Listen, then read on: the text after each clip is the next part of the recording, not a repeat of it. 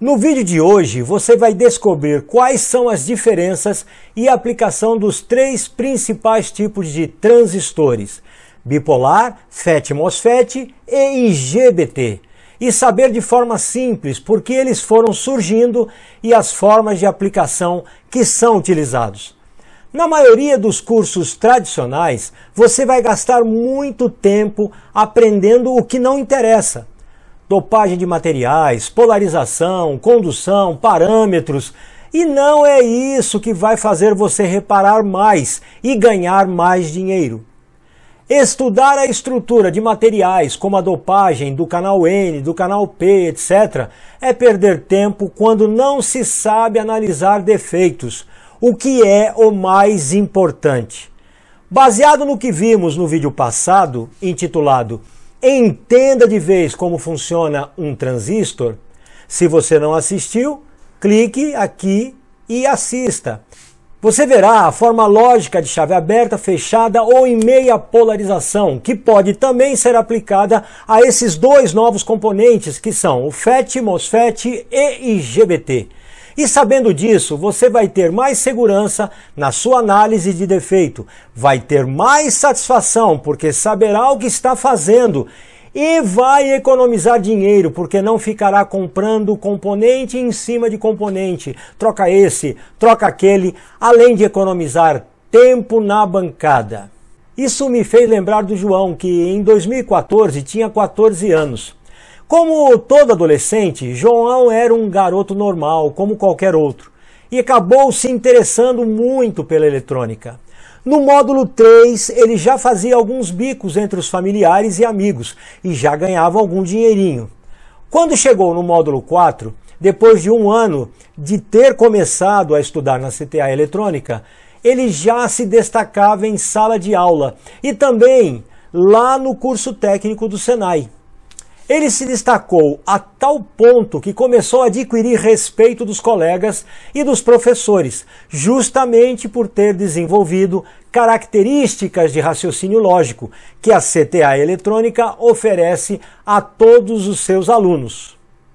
Não demorou muito e logo arrumou seu primeiro emprego em uma empresa de automação.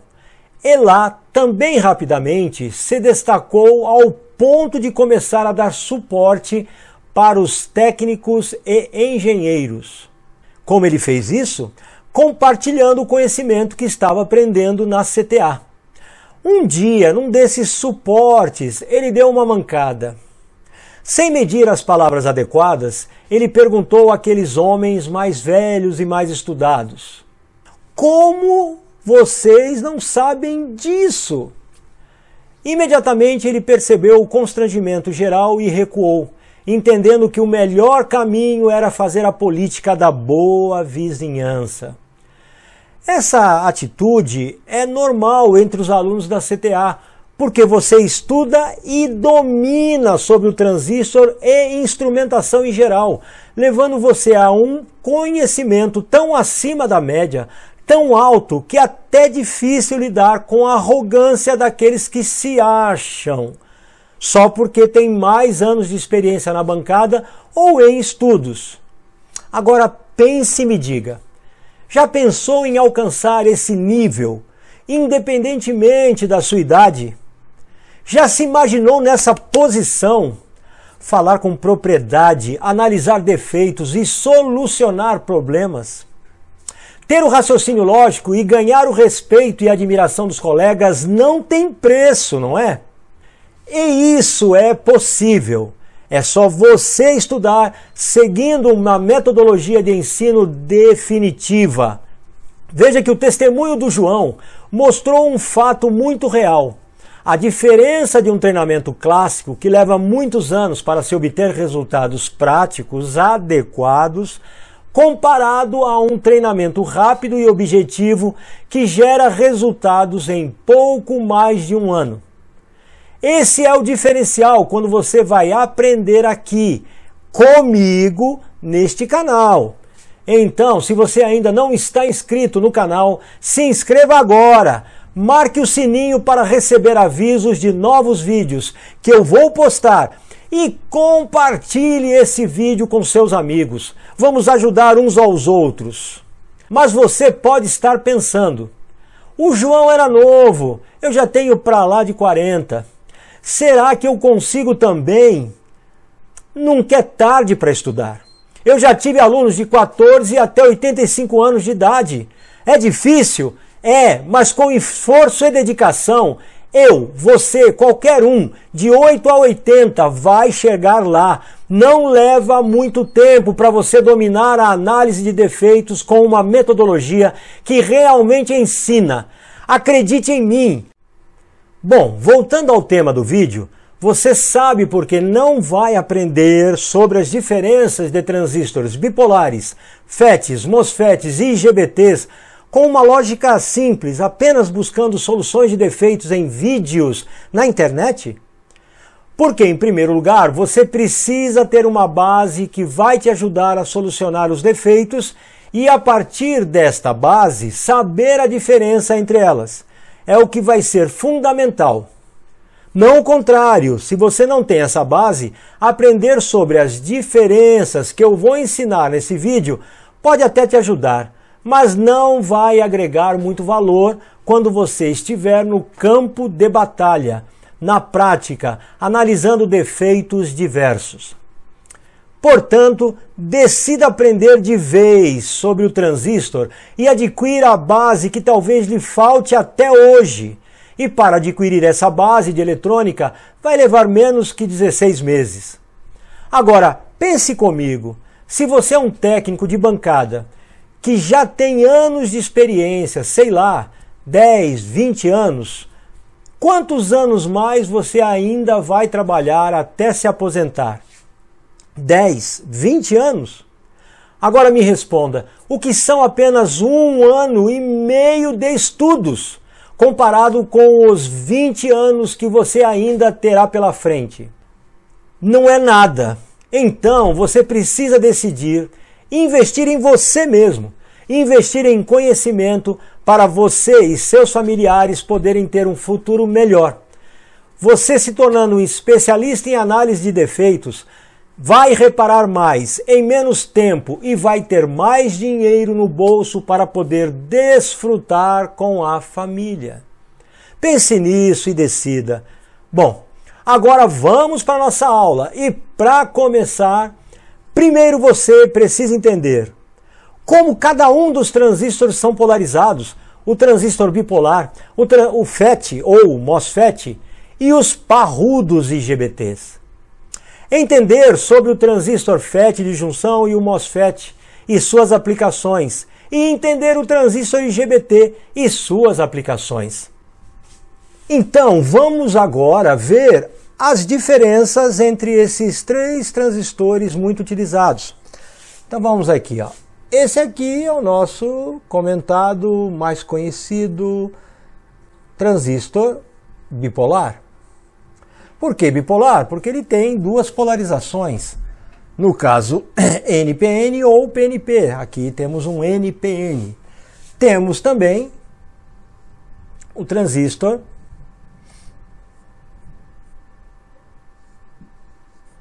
MOSFET. E por fim, temos o nosso transistor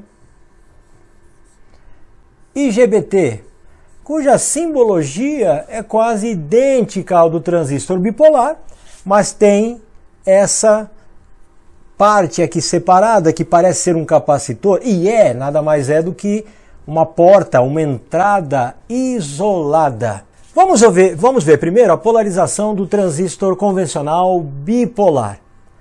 Como que eu faço? Nós já tínhamos visto antes, não se esqueçam de ver os vídeos anteriores ou o vídeo anterior.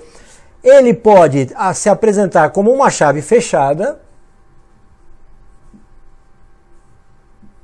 entre coletor e emissor. Ele pode apresentar como se fosse uma chave aberta entre coletor e emissor e também pode apresentar como se fosse uma resistência intermediária entre coletor e emissor, criando quedas de tensões intermediárias para funcionar como amplificação, regulador, etc. Aqui temos o transistor MOSFET, O MOSFET apresenta exatamente a mesma coisa que eu acabei de falar para o bipolar. Ele se apresenta como uma chave aberta, como uma chave fechada, ou pode até se apresentar como uma resistência intermediária. Mas vejam só, essa resistência intermediária no transistor MOSFET é uma aplicação rara para ele. Pode acontecer, mas é rara. Ele normalmente, para facilitar até o nosso conhecimento e o nosso estudo, ele é usado somente como chave fechada ou como chave aberta. Entenderam? Dificilmente como média resistência. A média resistência é comum aqui no bipolar, mas no transistor FET, não. E finalmente o IGBT. O IGBT une as vantagens do transistor bipolar com o transistor MOSFET. Por quê? Porque ele tem uma baixíssima resistência coletor-emissor quando chave fechada, baixíssima resistência. Esse aqui não é nem tão baixa essa resistência quando está a chave fechada. Esse aqui também é excelente. Mas ele reúne a grande vantagem do transistor bipolar, chave fechada com resistência muito baixa, e a grande vantagem do transistor MOSFET, que é ter a porta isolada, ou seja, ele é controlado por tensão, que eu já vou falar mais adiante.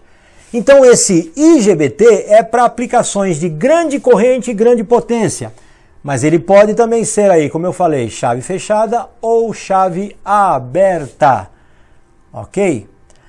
Agora, e a intermediária? Não, pouco usado como resistência média intermediária.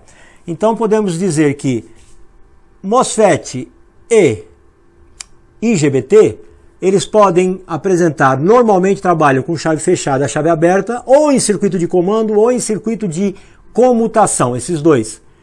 Esse aqui trabalha nos 3 circuitos, comando, comutação e também amplificação. Só que a parte, não esqueçam que essa parte de resistência intermediária é mais para esse do que esses dois. Legal, e agora vamos ver as polarizações desses 3 tipos de transistores.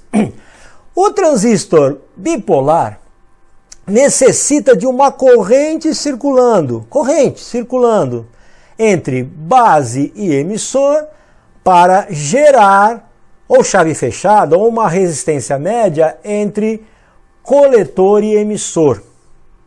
Então, normalmente, eu preciso de uma tensão entre base e emissor de 0,6, 0,7 volts. E aí eu consigo fazer com que ele seja polarizado. O transistor MOSFET, ele não precisa de ter uma corrente. Estão vendo aqui a indicação aqui do símbolo? Isso aqui é como se fosse um capacitor. Então não vai haver corrente daqui do gate para source ou dreno. Mas uma tensão que quando chegar aproximadamente em 4 volts em relação a esse terminal, olha lá, quando a tensão chegar a 4 volts em relação ao terminal source, ele será polarizado. Lembram que eu falei que ele dificilmente trabalha em médias resistências? Então, quando ele chegar a 4 volts, essa chave interna dreno source se fechará. Simples assim. E esse transistor IGBT também funcionará de forma muito semelhante ao FET. Ou seja, quando a tensão chegar mais ou menos a 4 volts, ele será polarizado, essa chave será fechada com a grande vantagem de resistência mínima entre coletor e emissor, menor ainda do que esse. Então ele trabalha por tensão, sobe a tensão e ele fecha a chave. Cai a tensão, ele abre essa chave. Simples assim. Então, por que complicar? Tudo isso pode ser analisado de forma muito simples em um circuito eletroeletrônico.